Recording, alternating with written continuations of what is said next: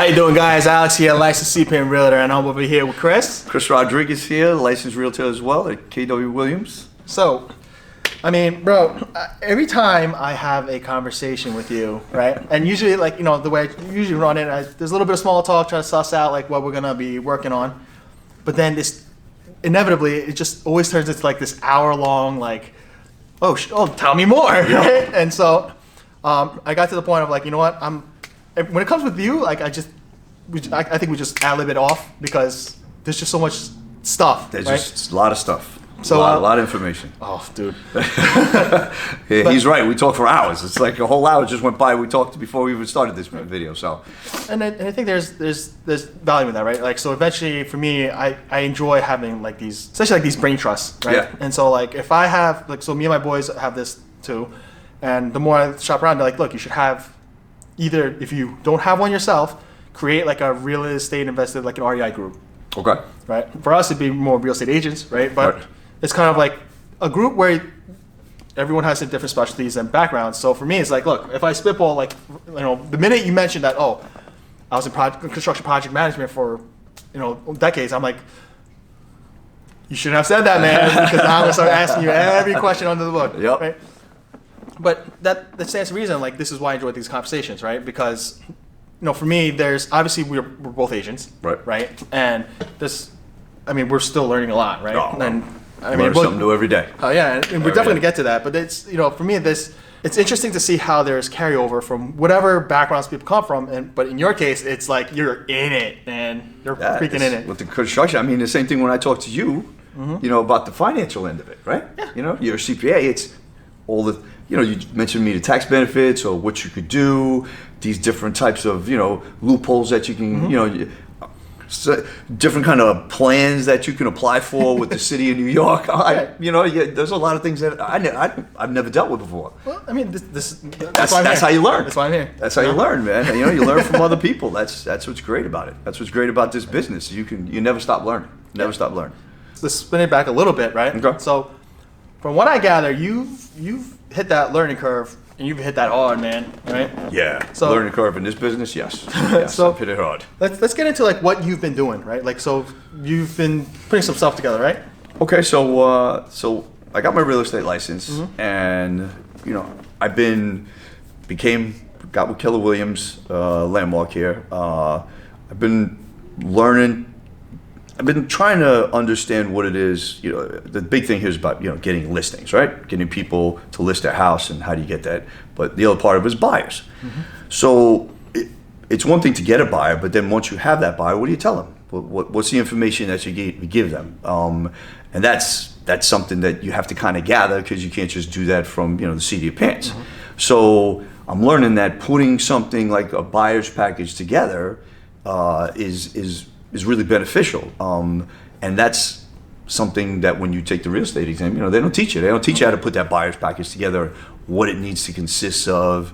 And so I'm learning that. So I've been working on putting a buyer's package together, you know, giving a short, brief, you know, discussion, kind of a bio about myself, some, you know, statistics about Keller Williams, and then, you know, putting my own touch to it with what a buyer may need, what's the process, what are the steps, who are the people that they're going to be in contact with and dealing with, and then what's my part as an agent in that, right? You know, I'm the coordinator, kind of like project manager, you were saying, right? Project management, you know, manage all the contractors, make sure everybody comes in and out at the same time. You kind of do that as an agent. You know, you're kind of a manager of all these different people, right? What is it? Attorney, appraiser, inspectors, you know, other real estate agents, right? You know, mortgage lenders, you know, all these people you have to manage and make sure that they come in and leave at a certain time, so that, you know, everything kind of just flows. And if you get it, you know, title company, we always run into sometimes problems, right? As everybody knows, you know, you got to figure out how to smooth that out, and that's the learning curve. That's all that stuff is what I'm really learning right now. Right. And I mean, there's something to be said about mastery, right? Like, so, you know, we had this discussion too, right? If it looks, you know, we've been on the buying side, right? Or maybe we sold, but there's like what is this clown even doing, right? Like, what, he sits there, has some open houses, and, like, you know, and I'm paying this X percentage for what? So this clown could just, be in the middle? Like, I could do this. Right, I could do this. Yeah, Right? I could do But this. what we were quickly finding, right, is that when you're good at being an agent, it looks easy. Right? That's, yeah. And now that we're in it, we're like, damn, like this is work. This is, It's process. Oh, of course. You know what I mean? It's process. How does the process work? And when there gets a kink in the process, how do you work through that? Mm-hmm. And that's the skill. That's the stuff that you have to learn with experience and, talking to people. And, and once you see a certain amount of those hurdles, then you become much more proficient at it, much better at it, and the process becomes easier. But when you're first starting out, that process is a little, it's painful. Yeah, it's tough. It's tough. You don't want to be that agent sitting there going, I don't know. I don't know. I mean, it's always better to say I'll get back to you, but you really want to have the answers to as many questions as you can, especially when you're talking about somebody who's giving you a lot of money to do something for them. And this is one of those things where, it goes with everything else in life too, but like the pressure's on here for you to really be a student of the game. You know what I'm saying? Like, yes. I mean, don't get me wrong. There have been probably the first 2-3 weeks, I was really caught up preparing, and they let me know. You know what I'm saying? Like, so I had an open house, and a person goes, so what? I don't even remember what they asked for. So they're like, when was this remodel done? I'm like, I don't know. I'll let you know. What's the square footage? The problem is, I did look at it, right? Obviously, because I had to put the package together, and I blanked out. The thing is, I wasn't prepared for that. In that moment, I wasn't ready. And so they're like, wait, you don't know the square footage of this. Is this your listing? And I'm like, and your stomach drops. Yeah. Oh, it drops. And for me, I was like, no, I can't do this again. No. I can't do this again. Like, I need to come ready, But in terms of getting listings, and people on the other side think, look, there are cases where people call in the office and be like, hey, look, I need an agent, and that's fine. On the agent side, people are assuming like, oh, so leads come to us. They come. No. What? No, right? And this is the statistic. I'm not sure if it's actually true or if it's just someone talking smack, but they're like 90% of real estate is sold by 10% of the agents. Yes, I've heard that before. Yes. Right? Yes. And 10% of the real estate is sold by the other 90.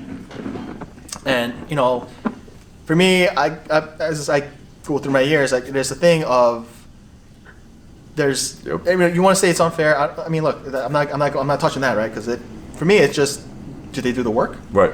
And if you really want to get into that, then success leaves clues, right? It leaves clues, right? And so if you want to say, hey, I want to sell $10 million of real estate, okay. So then, are you going to just sit there and be like, oh, this is my? You should absolutely have a process, but does that process work? Right. Right. So for me, it's like, look, I want to sell $10 million of real estate. All right, so then cool. Let me go look at what someone who sold $10 million consistently is doing. What are they doing? What is their process? You don't have to like it. Right? No. But at the very least, I have an understanding of what the bare minimum should look like. Right? You don't like what he did? There's another person who sold $10 million. Let's go hit him up. Right? All right, well, Alex, look, $10 million. I'm assuming after commission that doesn't mean squat. All right, cool. All right, big. All right, baller. Like, let's get the $100 million, right? Yeah. Right. Sure. Go find that $100 million. Like, if I'm bleeding, I'm gonna guarantee you that $100 million agent. They're not sitting there waiting for prospects to come get them, right? And I ran some numbers for myself, right? And granted, it's just a structure, right? Right. There's no guarantee it's gonna go one way or another. But if you look at the number of people I need to call to maybe have a shot at a certain salary goal or income goal, a lot of people are going to be like, I'm done. I'm done. Yeah, right? It's definitely not a hill to climb. It's a mountain. It definitely is. But like you say, people do it, right? And you don't have to do it like Sam or Bill or Bobby. You do it just like Alex does. Chris, you have your own style, and that's where I'm at right now. I'm learning the business and trying to develop my own style on how it is that I do it. Own processes, take from people that and that's I talk to you and build a plan and what works for you. There's another thing I've gotten into, and I didn't really know this when I was first getting into real estate, teams, right? People build teams and they help each other out in these teams. I didn't know there was such thing as real estate teams. So, I've seen a couple of teams here at Keller Williams, and it's great teams of people, that they have each one of them have their part in the team, and it all works together as one functioning engine. So it's really good, and that's how you learn. Yep. That's how you learn. So absolutely. So it's, along the lines of having a process, right? And you did mention that you were essentially putting together a packet, right? Right. And in that packet, along that packet would be a checklist. Right. I'm Yep. assuming it would be for both sides, but more times than not, I would say when someone starts out as an agent, more times than not, you're going to be on the buyer side, right? Because unless you have a really solid network and you're really just hustling, more times it's easier to fall back. It's not easier, but it's more prevalent that you'll have buyers, Sure. right? And so along those lines, what are some of the things? Well, actually, I guess it doesn't matter because it's on both sides, right? But when you walk into a house, right, and I think we've had this discussion before, Yep. and people want to delve a little more, right? So what are some of the things that you want to look into, and what kind of doesn't matter as much in your eyes? Oh, when people, you walk into a house, obviously, everybody's big on, the aesthetics of the house and what it looks like, and let's stage the house the right way, and let's clear the clutter and let's make it look pretty. So everybody, and I get that. That's great. Let's make it smell good. There's a lot of pieces, and that's all fine, great. But I have a little different perspective when I walk into a house. To me, the bones of a house are really what matters, right? I can. Whether I put the couch on that wall or the TV on that wall, or, if there's, a little hole in the wall or a little scratch in the floor, okay, that's fine. But, I'm going to the basement. That's really where I want to be. I want to know where the furnace is. I want to know where the circuit breaker box is. I want to know, because when, water runs down, right? So it's going to run to the lowest point, okay? So where's the water damage going to be? Where you're most likely going to see it? It's going to be in the basement, So, I like to go down there and see, because you'll go into houses sometimes and the basement is cluttered with so much stuff, you can't even get to the furnace. You know what I mean? So that's a problem right there alone in itself, right? Oh, the house is clean, right? But the basement is, cluttered with stuff. So, and some people do that maybe to hide stuff. Yep. Right? They hide the watermarks because they had a flood in the basement, and they don't want you to see the watermarks along the wall. Yep. But again, furnace, hot water heater, whether it's gas or oil, big thing now, right? Gas one's much cleaner. You're not going to have to worry about it in the wintertime. So those things, how old is the equipment, right? Is the boy, you walk in some houses and the house is, 3-bedroom, 2-bath, and it's got a 30-gallon water tank. Yep. You run out of hot water in 10 minutes. So God forbid more than 2 people live in the house. Again, the furnace, how old is it, right? Is it gas or oil? Circuit breaker box. You look at a circuit breaker box. Some of them nice, clean. Does it have a sub panel? Are there wires sticking out of it? Are the wires, exposed? Different things like that.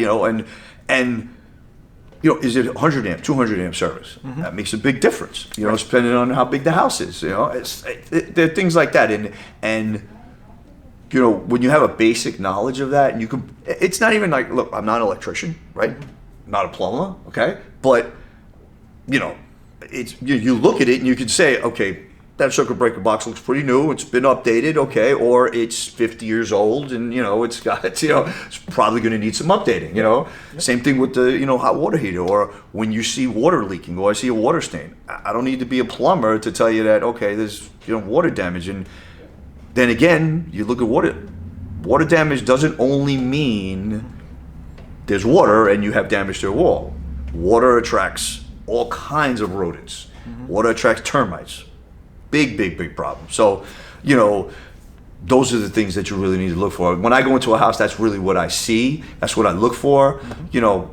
I can replace the cabinets if the cabinets are scratched, or I can repaint them or something like that. It's just because if I don't have a cabinet, I can still live in the house. If I don't have a furnace, I can't live in the house. You are up a certain creek. Yeah, I can't live in the house if I don't have hot water. maybe I could, but I really don't want to. Mm-hmm. So, you know. I mean, look, you could be one of those Wim Hof people who just fully believe in ice cold bath. Yeah, hey, listen, you know, they say it's good for you. My wife would murder me if we had no hot water, so I'm off the table, right? And you know, it's fair, right? I mean, how many times have you seen houses or seen people walk around and they're looking at the lipstick, right? For me, that's what I call that. Yeah. And I get it, because these are the things that you see on a superficial level, right? Like, oh my God, the floors are beautiful. Oh, the wall has been painted. That's fresh and clean and neat. And when you nitpick, it's usually those things. They're like, oh, the walls are dirty. The floor. I'm like, great. For me, that means great. You know what that means? Yeah. You didn't do some nonsense remodel. Like, this has been lived in. Right? It's even when people look. I get it. That's what you want to see. You want to see the pretty. But even when people post about houses on Instagram and it. Nobody shows the furniture. Nobody says it's not sexy enough, bro. Right, it's not sexy. It's like, oh, look at this, and oh, this is great. And, yeah, okay, that's great. It's pretty. It's nice. But if the house doesn't function, all that stuff doesn't mean anything. Exactly. You know, it's just like a car. Right. The engine don't run. It could be a pretty car. Yep. You know, but it's useless. When we pop the hood and there's like, so you bought your shell. It's useless. It's useless. Same thing with a house. House works the same way. Okay. So then, along those lines, right? So I absolutely do agree with the minute you start walking the house. Obviously, take a quick look around, right? But my recommendation is, again, go like straight beeline. Check the furnace. Yep. Right. Because you save yourself some time too. Don't forget, right? You see something's wrong down there, be like, you know what? Of course, right? I'm out. And I mean, this is my own personal, like, obviously not a plumber, right? I don't. What the hell do I know? But for me, I try to look for like kind of a date stamp, right? Is there a date stamp somewhere? Mm-hmm. Right. So is there a date stamp somewhere in terms of when was this installed? Right. Right. But then also, if I look at the unit itself, is it beat up? Right. Because we've seen some places where, let's say, technically it's within that 10-year range, right? But for whatever reason, it looks like it's been through World War III. At that point, I'm like, look, I understand it's not as many years down the pipeline, but the amount of abuse for whatever reason has taken, I don't know if I trust it, right? But also, as I walk through the rooms, look at the corners, right? Do I see water spots? Do I see, right? And a lot of times, as long as they have two brain cells to rub together, usually they're gonna try to paint over it. Right, of course. Right. But if you look around, you see spots and whatever. Or the sheetrock's bowled up a little, right? You may not see a stain, but you see the sheetrock's not even. Like, okay, well, that's a sign that maybe they did paint over the water spot, but the sheetrock bubbled up a little bit, And again, when you see all this stuff, like, okay, the furnace is operable, right? May not look the best. All right, it's only a little, but what's behind that wall? Right, and that's money, right? That's money. You have to figure in, if I have to take that wall down, okay? Or maybe if maybe God willing, I find a little place. Oh, it's only that little spot. But what if it's not? Right? What if there's mold behind the wall? Yep. If there's mold behind the wall, that's an entirely different world, right? It's a can of worms you don't want. Right, you do not want that, and that's the stuff that people, unfortunately, they tend to hide and try not to, let you see it. And so, this is one of those things where, I get it. Like, can you DIY this whole process? Yes, right. But it really behooves people. This is a big investment, right? I mean, you're paying that much money for a thing. I think paying that extra little bit for your insurances makes absolute sense, right? So get a real estate agent who actually knows what they're doing. Right. Right. If you're on the buy side, please get yourself an inspection. Right. Get in. Right. The appraiser 100%. For me is trying to figure out if the market, according to that appraisal, makes sense with what the loan officer is willing to pay. Right. Fine. Right. Still, it makes sense to have that. Right. But for me, if you're buying something, get an inspection. Right. And me, generally speaking, if you're going to purchase something and you're not sure, pay the money for it, right? Like, don't get some nickel and diamond like $100 inspection. Get a full on inspection. Yes. And if you see 100%. certain things, hey, by the way, I know you're good at your job. However, there was this room with a little bubbling. I'm not sure what that was. Can you do me a favor? Just do a little extra peek, right? This is their job, right? Pay. I get it. You don't. When you buy a house, you're thinking, oh shoot, it's $1 million. I got to spend. And now I spend another this and this and this and.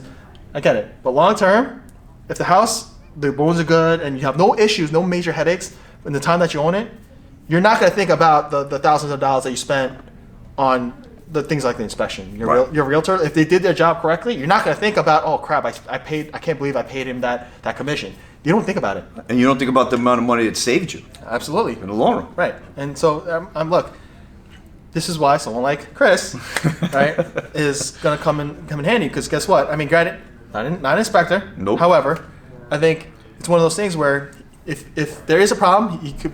If it's blatant, like it's not blatant to most people, but he's like, that's gonna be a problem, right? Look, best case is he's wrong, right? Let's say you call a guy and like, no, he doesn't know what he's right. He doesn't know what he's talking about. Okay. But you know what? He's probably seen more construction projects than most normal people, and so he's like, look, that might be a problem. Just do yourself a favor. I don't know, right? But that doesn't. Something about that seems rough in my years of working. Just do yourself a favor. Get that shit checked out, right? Simple. Can't hurt. It's better to be safe than sorry, as they say, right? Better to be safe than sorry. Because in a house, and again, as an agent, you know, as a consumer, you know, if you can, you even want to be there when the inspector's there, right? Try. I mean, if you can't, again, that's why you have your agent, right? I can't be there. Can you? Okay, I'll be there. You know, and at least someone should be there watching the inspector, and because he may find things and have questions. And you may get feedback that you're not going to get when he writes it down because he may forget or he may not write it down in a certain way, right? Or you may have questions and that you're not going to be there for. Or the same thing with your agent, right? If your agent has some kind of knowledge, they should have that conversation with you. Inspector's coming the other day. Is there anything you really want me to talk to about with the inspector? Is there any concerns that you may have? Any points that you really want to, want us to look at? People should be asking you those questions. Absolutely. And I try to give you a little quick test. But for instance, my issue with people looking at the superficial stuff in a house, for instance, is one of the common things is like, oh, they want turnkey. What does turnkey actually mean? It means you're moving ready. But my issue with that is a lot of times when people get ready to sell their house, they do this fresh remodel, right? And I love that fresh remodel. It's freshly remodeled, freshly renovated. Okay, well, that's fine, right? But then for me, I know enough people who've been burned. That now I'm like, as soon as they say that, immediately I'm like, okay, now I need to look a little closer. Now the antenna's up. Right. So for me, I look at quality of workmanship, generally speaking, right? Yep. But after someone who will not be named, I got burned. So they bought a house, right? And it was like, oh, it's beautiful, brand new remodel, everything, and the fixtures, all this was gorgeous, right? And I asked you, so they bought a house, right? And they noticed that the outlet was a foot away from the sink. Your first question was, right? Was it GFI? Was it GFI? Yep. Right. So for me, most homeowners don't even understand why that's a thing. Well, fast forward, what happened was, by code, it has to be a certain distance from water, right? And it has to be a GFI switch. Why?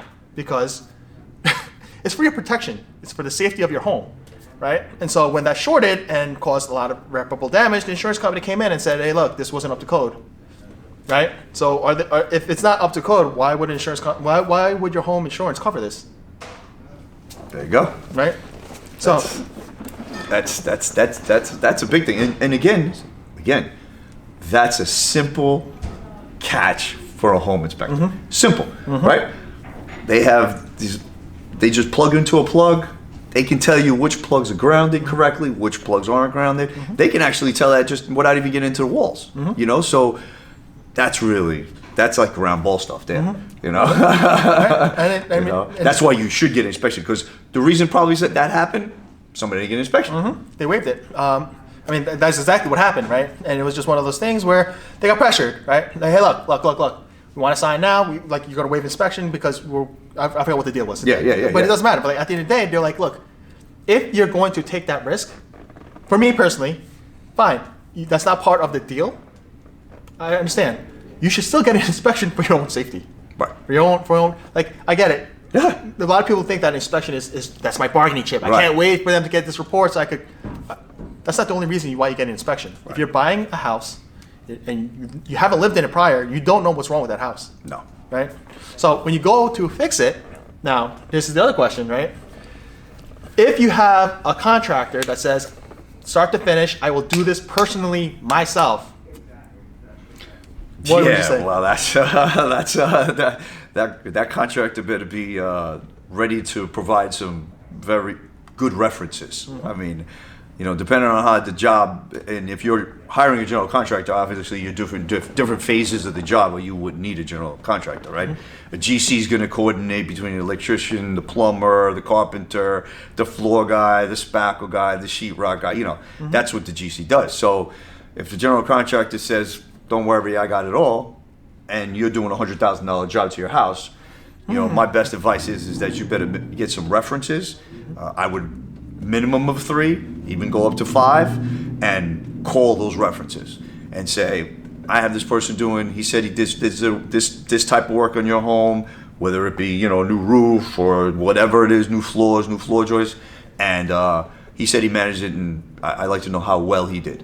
You know what I mean? And get that feedback, because if you're going to invest that kind of money, you do not want delays, because the town inspector is not going to wait, you know, for the electrician to finish the work when he comes in that day. You know, it's not done when the town inspector gets there. He's going to come in the next week, and you're going to fail, and you're going to sit there, and nothing's going to get done in your house. You know, so there's a lot of different nuances with being a GC, and you have to be really, really good at it and very attentive to detail. So if you feel somebody's not attentive to detail, I would definitely not get a GC. And but if you're the type of person that is, you know, there's listen, I've general contracted my own projects. You know, granted they weren't $100,000 projects, you know, but they required some coordination between the town inspectors, an electrician, and a plumber and a carpenter, which you know can get a little daunting at times. So if it works for you, great. But you know, if you just painted the room and putting the floor down, I would advise just to do it yourself. Yes, sir. You know, and I think I think I do at one point want to sit with you and kind of map out the different ways for someone to remodel and renovate. That'd be good. I mean, I think on the one hand, YouTube has a plethora of oh, this is how you DIY. However, and I think that's still a valid option provided you take the proper steps. But I think coming from your experience, I want to really delve into all the options and how you might navigate through that. Absolutely. 100%. Yeah, let's get to it. Cool. So if people want to come find you, where should they look? So Christopher.Rodriguez at kellerwilliams.com. All right, that's my email. And then again, Christopher Rodriguez, just kw.com is my website. So you can reach me at those 2 locations. And yeah, that's it. Cool. With that said, I hope you found this helpful, and I'll catch you guys on the next one. Thank you.